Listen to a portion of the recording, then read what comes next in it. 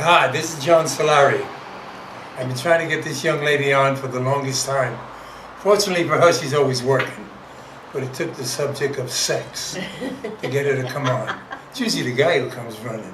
But when she said sex, she said, I'll be there. Anyway. We're on the same page, John, I tell you. Tell the audience who you are. I am Willow Hale. And where are you from? I was born and raised in Gulfport, Mississippi, on the Gulf Coast where all the hurricanes have hit and wiped out everything.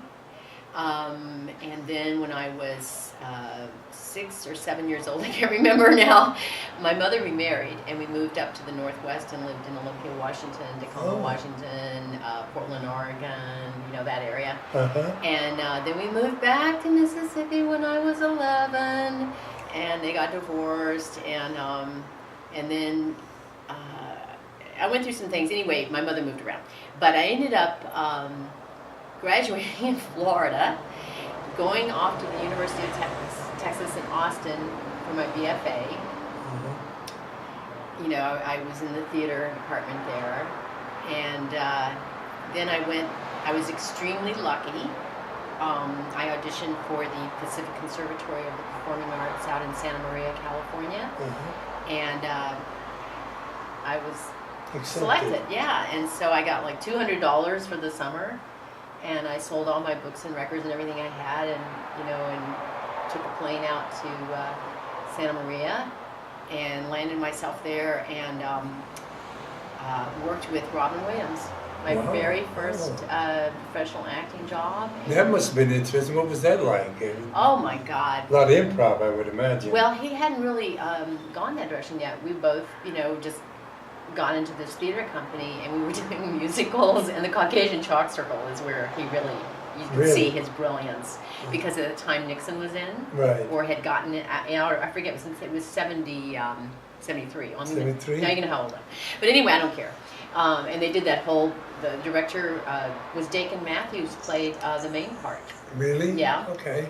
There was a lot of famous people that summer. It was an incredible summer. Lauren Hughes from Love Boat was there. She was in Tartuffe. Tartuffe. It was crazy, John. Yeah. And this was your teacher here. Uta Hagen is one of the best books there is on acting. There's a lot of them out there. Great actress. Oh, great actress. She won actress. many awards, and she was a great effing teacher. You know. Oh yeah. Her and Uta, you know, her husband Herbert Berghoff, they taught down there in Greenwich Village. Yes. I was actually in 1977. I was supposed to go there. 76. Well, I would have met you if you'd come to the studio. Yeah. Well, you know, they sent me to Terry Schreiber. I was on work release from Sing Sing. And they sent me. What? I did street theater. Oh yeah. Like you were in prison? Yeah, 16 years. John? Anyway. Did you murder someone? No. What did you do? Anyway, we're here to talk about you. Yeah. Anyway, I wish I would have went there, but so that's. But before we get into the sex, you folks just hang in there. We'll get the sex part. Why did you become an actor? Oh man. Well, I have to say, probably like a lot of people, it started when I was a child.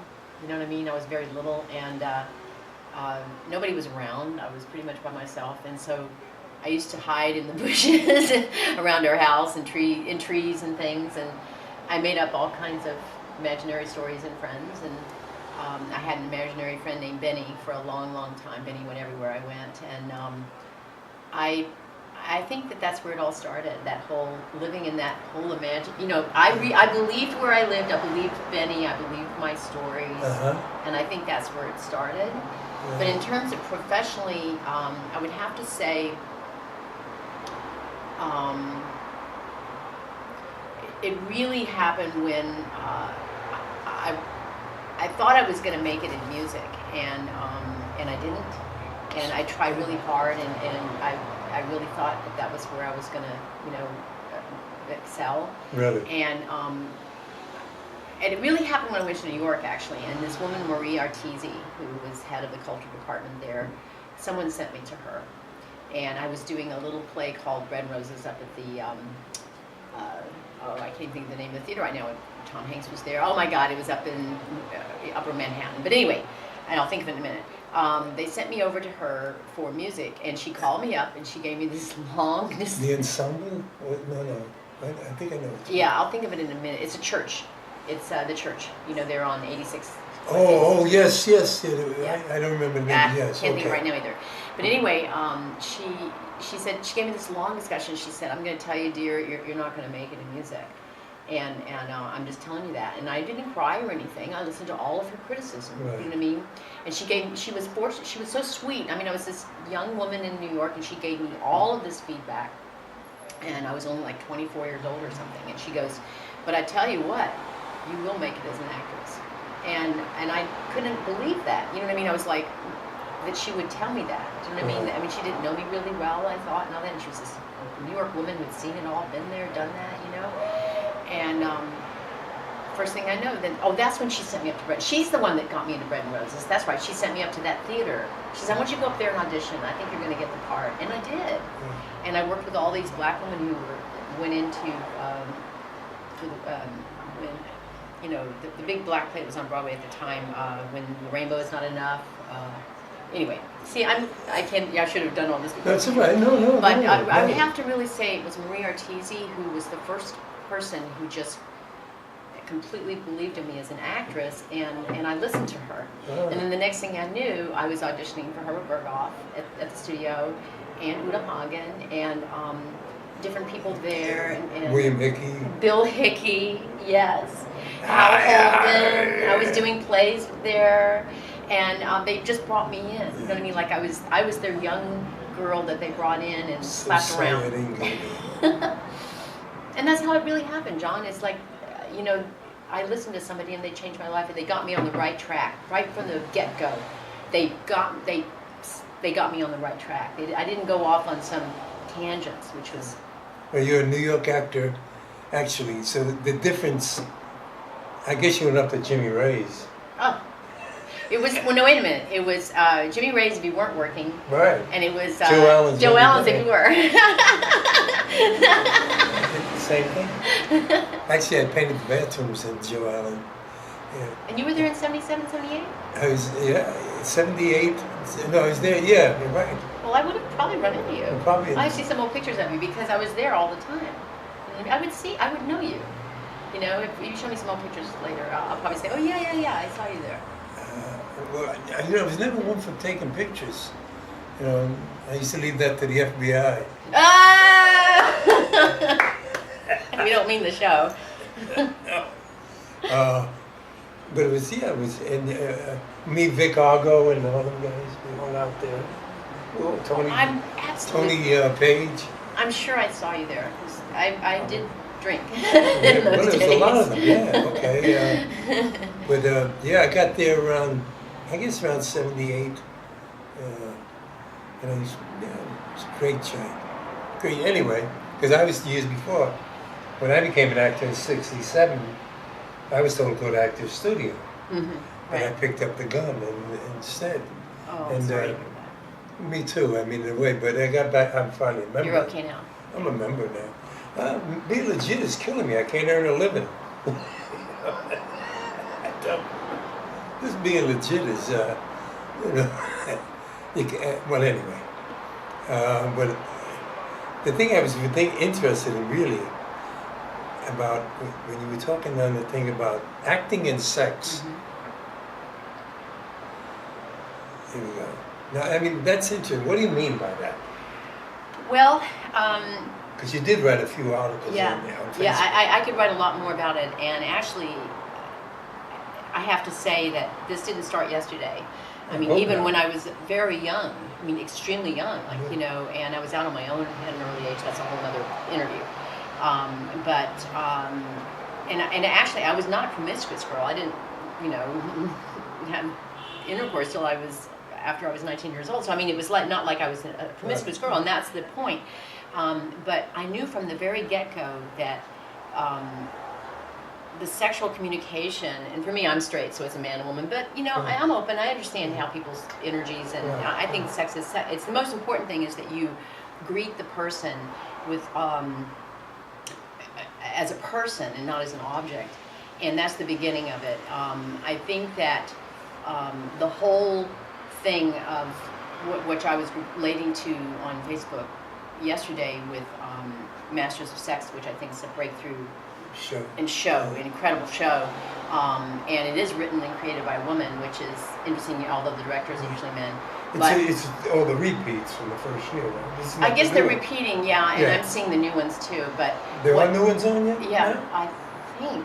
I thought it did with Ray Donovan, because Ray Donovan aired 2 weeks ago, so I think it's new. Yeah. Damn, I should have, I could, well, they record play the it series. All the time. They play it all the time. But the really important thing I loved about this one episode that I saw last Sunday was, just the whole thing of him and her talking about the fight on the TV, the boxing fight, and he's explaining to her all the power moves and the moves, and how that relates, and how it's not all just about fighting, it's about the moving. And then when he finally says, drop your clothes and let me look at you, and that whole thing of like she got a little vulnerable there. And what I really related to there was, I think that she drops her clothes and he looks at her, and of course it's a big turn on. Both of them are extremely turned on.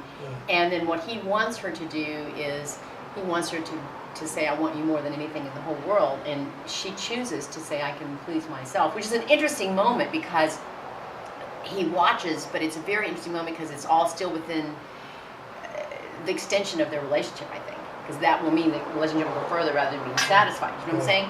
And that's part of what I'm going to get to about the satisfaction thing. I think that, and I don't know where I got this. I got a lot of this from my own self, but I think I got it too from studying with Uda and with Milton Casellas, who is very into the sexual and violent nature of us. You have to be in touch with your violence and your sexuality if you are going to be a good actor. It's one of the first things I teach. I do a lot of mammoth with my students. Right. And if you're not in touch with that, it's fake. Do you know what I mean? So, because humanity is all in there, like you talked about, you went to jail. Humanity is all of our desires and our dark side and our everything's connected there. It's not about being above it all, and of course you can't be in the morass either. But you've got to be in touch with the whole thing, and I think that to be a really good actor, you've got to be willing to be, first of all, extremely vulnerable, and vulnerable in front of your fellow actor, especially if you're in a two-person scene. You know what I mean? You have got, I don't care if it's an older person, younger person, your same age, same sex, opposite sex, you've got to be able to stand there and be completely vulnerable. You know what I mean? And naked. You watch animals and how they, relate to one another. I told you I have cats. I watch them. And the way they let each other know that they can be friends is they turn on their backs and show their belly. Showing your belly is a very vulnerable, that's your most vulnerable spot. Interestingly enough, that's where all of the guts are, right? Right, John? So, that first of all, and then second of all, being willing to allow the other actor to look at you, not hide all what you think are your flaws or things you don't want them to see or your fears or your dark side, but to lay it out and say, okay, look at me, and then be willing to accept what your partner tells you about yourself. I think probably a lot of problems within sexual relationships are the fear of one partner to be told by the other partner what they see. Right. One of the greatest little plays, remember, and it was done into a movie, is the one where the two characters, in the New York hotel or something, she picks him up and brings him home, and she's a little overweight, and he's older and bald, and I can't think of the name right. Was that Neil Simon play? No, it wasn't Neil Simon. Because it sounded like... But they end up having a relationship, and they really get into it. And it's similar to like Last Tango a lot, which is, one of my favorite movies in the whole world because of what I'm talking about, which is the complete honesty in the actors and the willingness to be hurt as well as pleased, as well as being, like I said, it's all about the openness and willingness between two people to communicate. You know, and it's not about bypassing that. Mm-hmm. It's not about, and it's also not about cutting to the chase, which is what I was remarking, which is a lot of what's happening these days. Well, yeah, and do you think a lot of that has to do with the way we live today? Everything is Yeah. Nothing is, there's no communication. Everything is on your thing, that thing. Nothing simmers anymore. It just, it's instant. Yeah. I mean, it's just amazing how things are. Now, that's a great exercise for acting in class.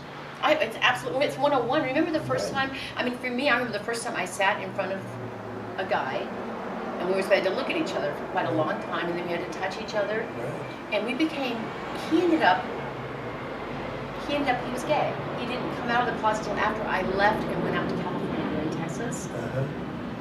But we had one of the most deepest relationships that you could have without the actual sexuality, because we were so open and we just trusted each other so much. But that's the first time I was my acting 101. When you say very open without it, does that mean you guys were willing to go there?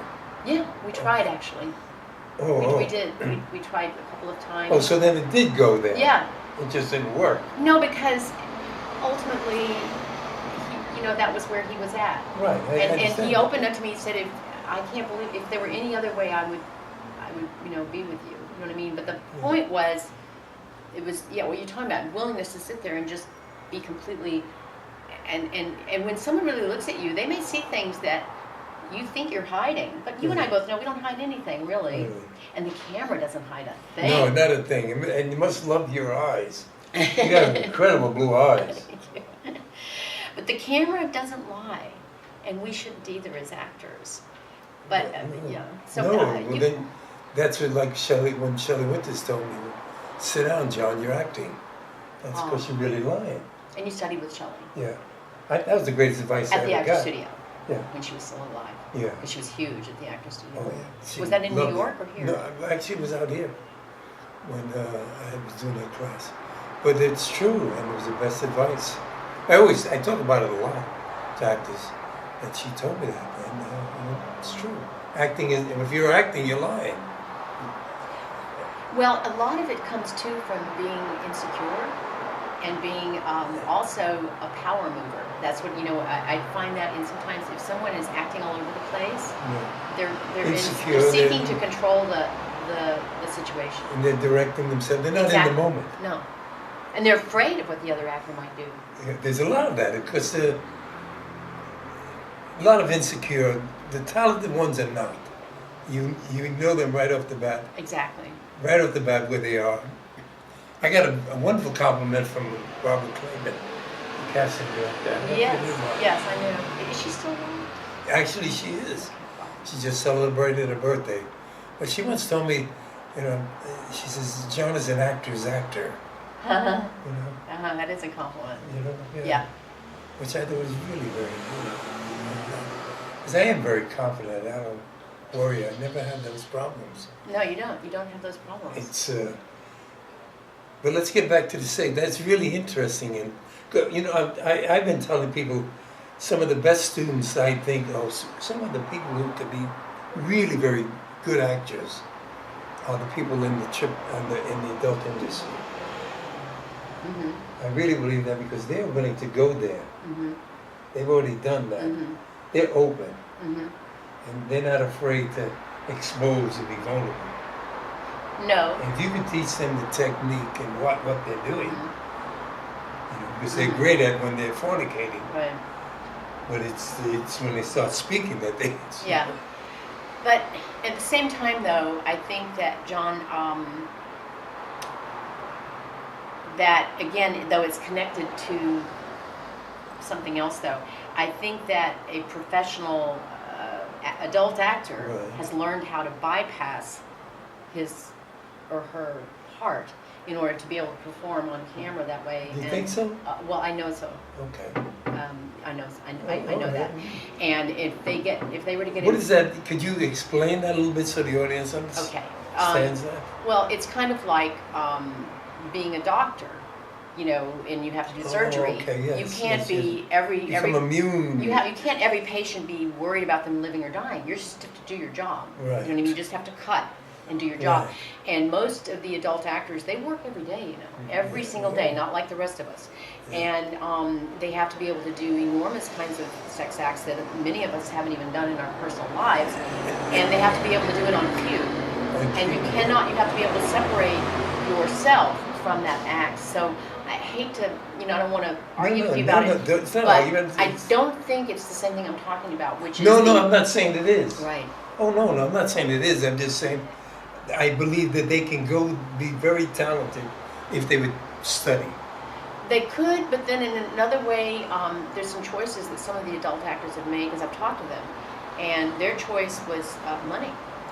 And many of them gave up other careers where they've been involved in a lot of, you know, brains and things, lucrative, because they want the money. And the money has replaced everything. So, You're speaking of the female, because the males really don't make the money. Oh, no, they both do.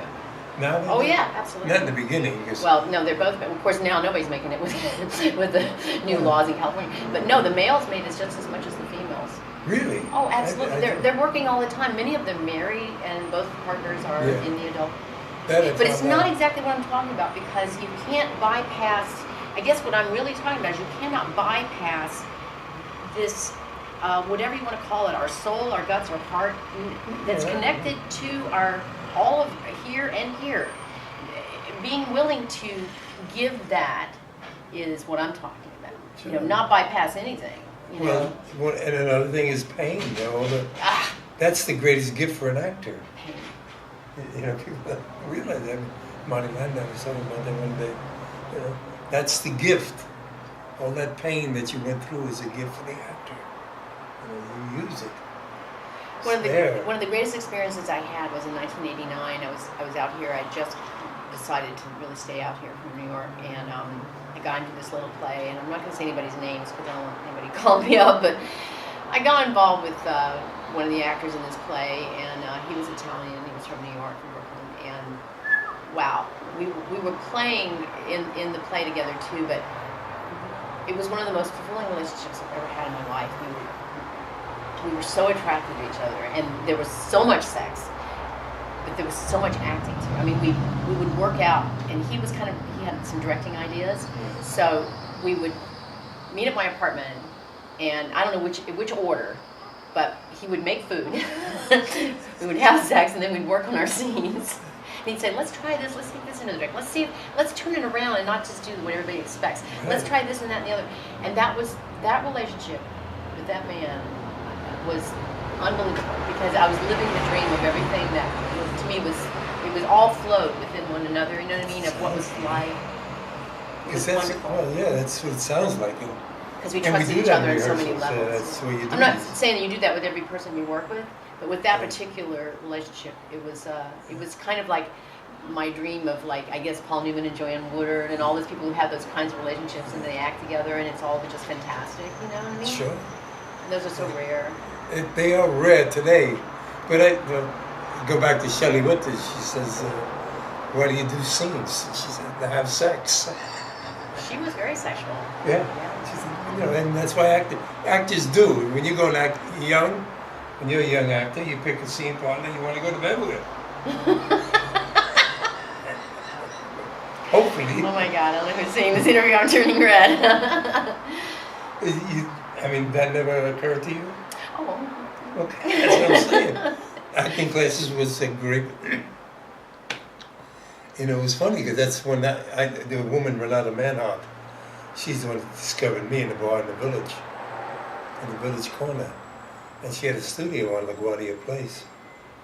And I won a scholarship, and all of a sudden I just found that I wasn't interested in the acting. It was the women and the girls. Yeah. Boy, you got laid left and right then. And this was 67. So, right, when you could do all that. Yeah. Everybody was doing it, and and I was getting great reviews and this and that, and that was a weird. Well, I guess, John, I guess the core of it is that the libido, and that's where lives so much of our drives, and it's not just the drive to have sex; it's the drive to do something. You know what I mean? Create and all kinds of things, and I think that as I said, what I'm seeing kind of happening a lot now, and of course, but actually it's been going on forever, because you see the Masters of Sex, you realize that was the beginning of understanding of women and all that, and what women needed and wanted. There was no thought of that, because men dominated everything, and women were just supposed to kind of go along with the program. You know what I mean? You know what I mean? And you weren't supposed to say anything or what you needed. You were there, and that was in all areas of society. So this was just a reflection of that. But I think that the idea that of caring enough for your partner, and caring enough, and again, within the acting of not trying to control and be powerful in the scenes, but just be there. Like you were saying, just be there. And wherever it goes, whatever happens, is... That's the journey. And as Uda used to say to me over and over and over, she says, it's not important getting there. The results don't count. It's just going there. We like to see the journey. Right. We don't really are not that interested. We know what the result is if we read the play. Right. But I mean, we want to see the journey. No, but in the movie we don't know. And the reason that we like, I think one of the reasons why reality TV has been getting such a buzz is because some of it, when it first started out, like on the news and things. I mean, I remember the first time I saw Ron Goldman get up and talk about his son after the OJ thing. Oh yeah. And every single time he was on, I ran to the TV because it was real. Real. He was so real. It was not fake. And every single time he'd go, my son, and he would cry, and the loss and the tears were so real that I wanted to see it. And that's why what we want to see. Right. It's why we watch car chases. Why we watch a football game. Why we watch a volleyball game. Why we watch the soccer game. Because it's the getting there that's exciting. We don't sit there and go, oh, tell me when it's over, I'll come in. You know what I mean? No. No, you're 100% right. So when an actor, again, is so, open and vulnerable and aware, and he can go anywhere, it doesn't even really matter what the actor looks like. Yeah. Like, for instance, I totally love John Goodman, okay? Good actor, really. I just love watching him. He's a member of the studio now. Is he really? I didn't know that. He's so good, He just, and I mean, when I saw him in Inside Llewellyn Davis, and he was in that car. You saw that car scene? Yes. And then he turns out he's a heroin addict, and who would have thought? Yeah. And he's sitting back there spouting all this stuff about jazz and everything. I mean, that guy, I was like, I love this guy. Yeah. Now, John, he can be any way he wants, look any way he wants, and I'm watching him. You know what I mean? Yeah. And people don't understand that either. It's not about, being a cookie cutter thing. Right. It's about, again, back to being really, really connected to who you are, accepting who you are, and being willing to take what any other person tells you about who you are. Even if you cry. If you cry, let's say you don't want to hear that. Well, guess what? That's acting. That's what we want to see. Yeah. That's what we want to see. We don't want it all cleaned up.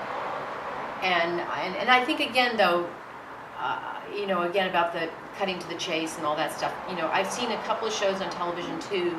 I don't want to name the shows. Have you seen The Leftovers, the new one? I haven't gotten into that one. Is it good? I happened to watch one with, I think her name is Connie Coons. She's an actress. And I just couldn't take my eyes off her. She was doing the work. I mean, this woman was just absolutely brilliant. It's on my page on Facebook. I'll check it out. I was watching it.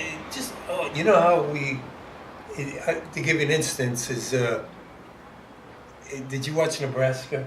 Oh, yeah, of course. Yeah. Do you remember when they're in this scene, and he's in his old house, and he was talking about how he had never been allowed in that room? Yes.